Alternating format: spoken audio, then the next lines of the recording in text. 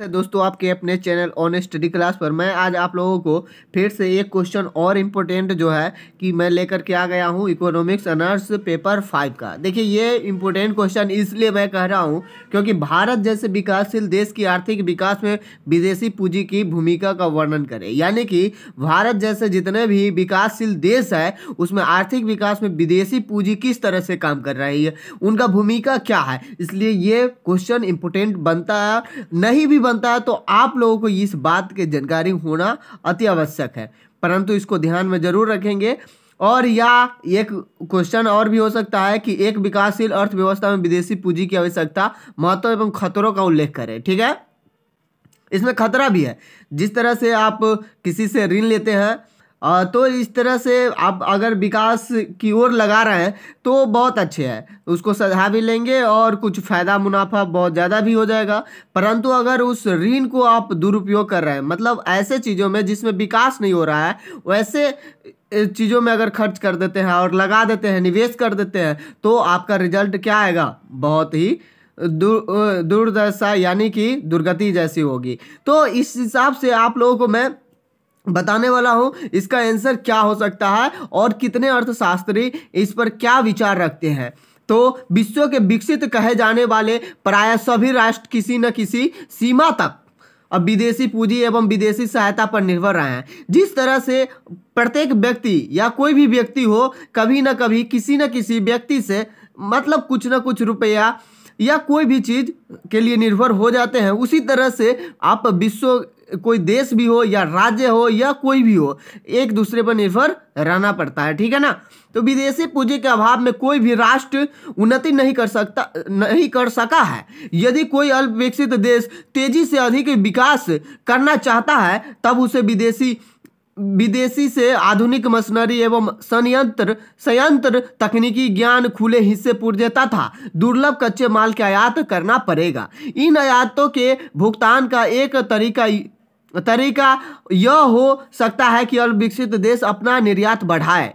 ठीक है ना, बढ़ा करके भी ऐसे कर सकते हैं। यह तभी संभव है जब अल्प विकसित देश की सरकार घरेलू उपभोग में भारी कटौती लागू करने के लिए तैयार हो। रूस, चीन और दूसरे समाजवादी देशों में यह तरीका अपनाया गया है, परंतु जनतंत्रीय देश की सरकार ऐसी कठोर नीति का अनुकरण नहीं कर सकती है। विदेशी तकनीकी एवं सामान प्राप्त करने का दूसरा वैकल्पिक तरीका यह हो सकता है कि अल्प विकसित देश किसी न किसी रूप में विदेशी सहायता पर निर्भर हो जाए। संसार के अनेक देश ने आर्थिक विकास की प्रारंभिक अवस्था में विदेशी पूंजी का सहारा लिया है। विदेशी पूंजी पर विकासशील देश की निर्भरता की सीमा अनेक बातों पर निर्भर करेगी, जैसे कि उसकी घरेलू साधनों का गतिशील बनाने का क्षमता, तकनीकी प्रगति के संबंध में घरेलू अर्थव्यवस्था की स्थिति, विदेशी पूंजी के संबंध में सरकार का दृष्टिकोण।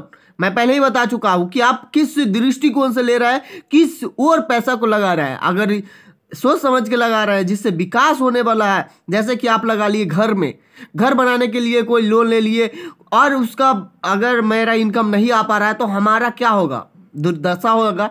इसी तरह से अगर विकास क्षेत्र में लगाते हैं तो ठीक है, नहीं तो दृष्टिकोण देखना जरूरी है। परंतु इस तथ्य से इनकार नहीं किया जा सकता कि संसार के अनेक देशों की आर्थिक विकास एवं औद्योगिकरण में विदेशी पूंजी ने महत्वपूर्ण भूमिका निभाई है।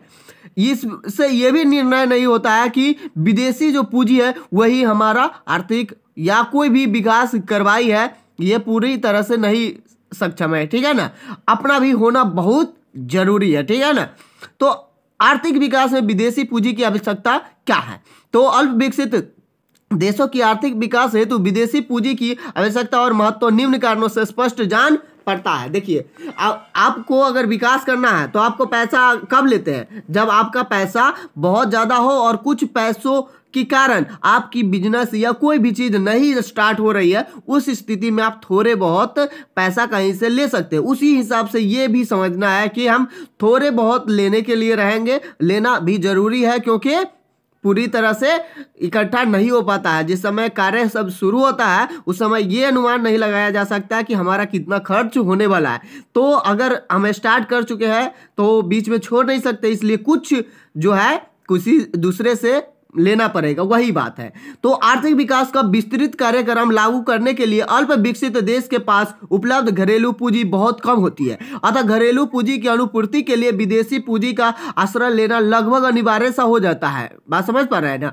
अनुभवहीनता के कारण बहुधा विकासशील देश की पूंजी और उद्यमशीलता का उत्पादन की वांछनीय शाखाओं में प्रवाह नहीं होता है।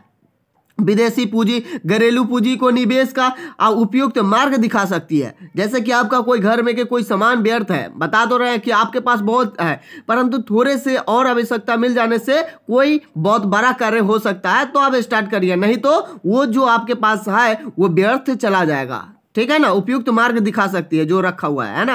अल्प विकसित देशों में संभाव्य बचत विद्यमान रहती है, जो बहुत आर्थिक क्रियाकलाप के ऊंचे स्तर पर ही निवेश हेतु आगे आती है। अतः प्रारंभ में आर्थिक क्रियाकलाप को गति प्रदान करने के लिए विदेशी पूंजी का आश्रय होना यानी कि लेना आवश्यक हो जाता है। आर्थिक विकास को त्वरित करने के लिए यानी कि एक समान गति से उसको आगे बढ़ने के लिए जो परियोजनाएं आवश्यक होती है, उनकी वित्त व्यवस्था के लिए भी घरेलू पूंजी को गतिशील बनाना बहुत कठिन होता है, क्योंकि अल्प विकसित देश का पूंजी बाजार भी अल्प विकसित ही होता है। अतः जिस अवधि में पूंजी बाजार विकास की प्रक्रिया के अंतर्गत रहता है, अस्थायी उपाय के रूप में विदेशी पूंजी का आश्रय लेना अनिवार्य हो जाता है। जैसे कि जितना आपका इनकम आ रहा है, उतना जो बचा रहे हैं, उतना से वो खर्चा भी तो हो रहा है। अगर आपको कुछ ज़्यादा लेना है, अगर ज़्यादा रुपये की ज़रूरत है, तो बचा नहीं पा सकते हैं। ठीक है ना। तो उस स्थिति में आपको क्या करना होगा, कर्ज लेकर के उस कार्य को संपादित करना ही होगा, और जब कार्य स्टार्ट हो जाए तो आप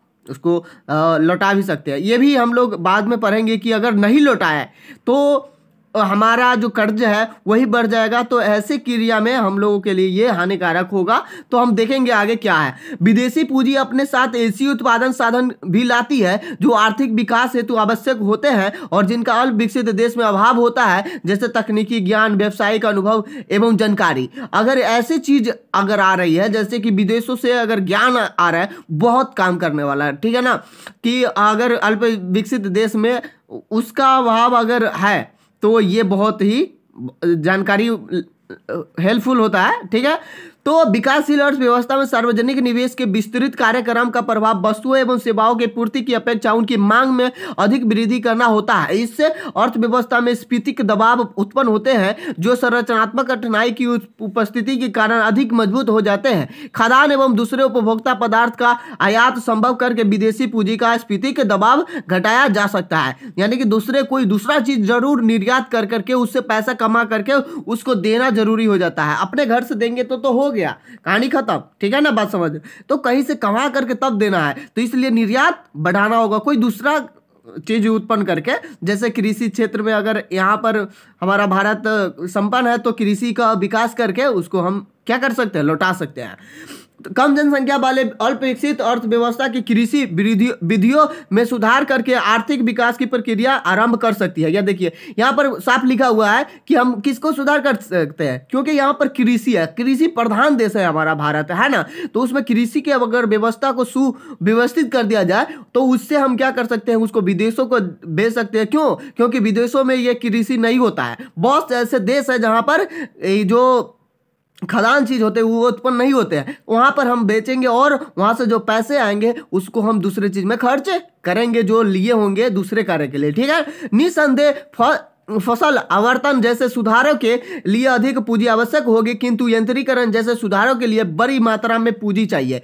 विदेशी पूंजी के आयात द्वारा यह सुधार संभव हो सकते हैं। विदेशी पूंजी न केवल घरेलू पूंजी की अनुपूर्ति करती है, अपितु यह आधुनिक मशीनरी एवं उपकरण आयात करने का क्षमता भी प्रदान करती है। सघन जनसंख्या वाले अल्प विकसित अर्थव्यवस्था फालतू श्रम और शक्ति का प्रयोग पूंजी निर्माण हेतु कर सकती है, परंतु फालतू श्रम शक्ति के प्रयोग की योजना तभी सफल हो सकती है जब संभावित हानि की क्षतिपूर्ति की जाए। यह कार्य विदेशी पूंजी द्वारा हो सकता है। इस उद्देश्य से किया गया विदेशी पूंजी का प्रत्येक आयात अधिक प्रभाव उत्पन्न करेगा। एक बार जब विकास की प्रक्रिया आरंभ हो जाए और आगे बढ़ने लगे तब पूंजी का निर्माण की दर स्वतः बढ़नी चाहिए, परंतु अंतर्राष्ट्रीय संपर्क से उत्पन्न प्रदर्शन प्रभाव से अल्प विकसित देशों में पूंजी निर्माण की दर बढ़ने नहीं देता।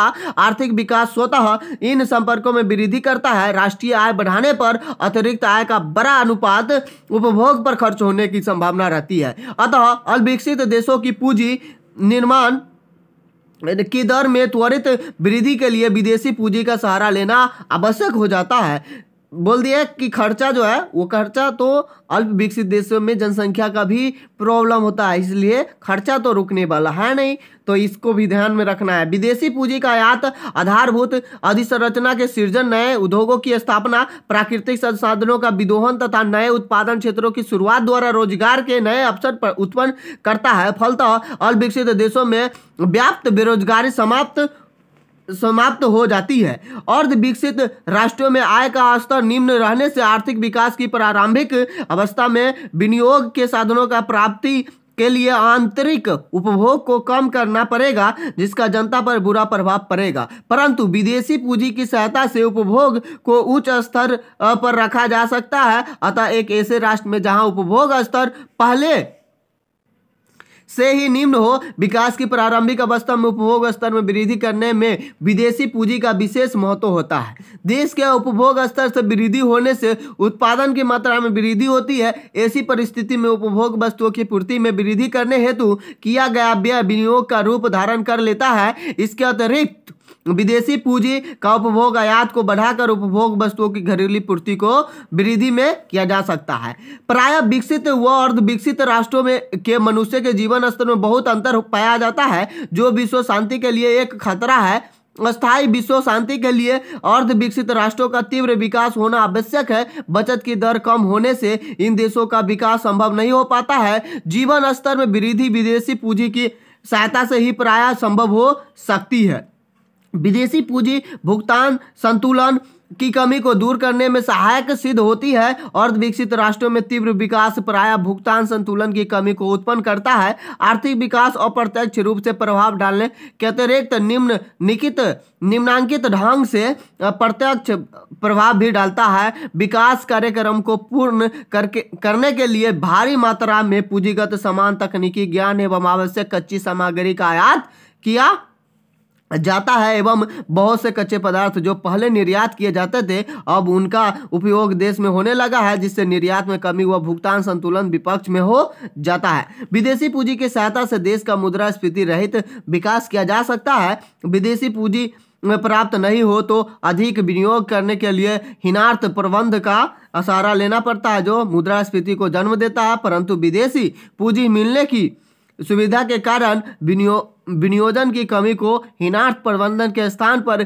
विदेशी विनियोजन का पूर्ण किया जा सकता है तथा स्फीति परिस्थितियों को रोका जा सकता है। देखिए, ऐसे तो हम लोग पैसा भी छाप करके कर सकते हैं, बट वैसे करने से आपको क्या होगा, बड़ी दिक्कत होगी देश की, है ना, पूरी मतलब चौपट हो जाएगी। इसलिए देश से अगर हम कर्ज लेते हैं तो उसको सधाएंगे, अपनी मुद्रा की पावर को बनाए रखेंगे, ठीक है, उसको मुद्रा के पावर को घटने नहीं देंगे। जैसे कि अमेरिका, चाहे बहुत से ऐसे देश हैं जिनका मुद्रा का जो पावर है बहुत ज़्यादा है भारत से, ठीक है ना। तो इस तरह से आप लोगों ने देखा कि किस तरह से हम लोग आर्थिक जो विकास कर सकते हैं, किस तरह से कर सकते हैं, किस तरह से हम किसी देश से पूंजी ले करके अपना विकास कर सकते हैं, अपने देश का विकास कर सकते हैं, या आप अपने घरेलू स्तर पर समझ लीजिए और उसको जा करके वहाँ पर लिख दीजिए। तो बहुत ही आनंद से इसको समझे होंगे आप लोग और इसको लिखने की कोशिश करेंगे, और ये लास्ट जो है एग्जाम है इसको व्यर्थ जाने नहीं देंगे, बहुत अच्छा लिखेंगे, ठीक है। तो मिलते हैं फिर नेक्स्ट वीडियो में। Thank you for watching.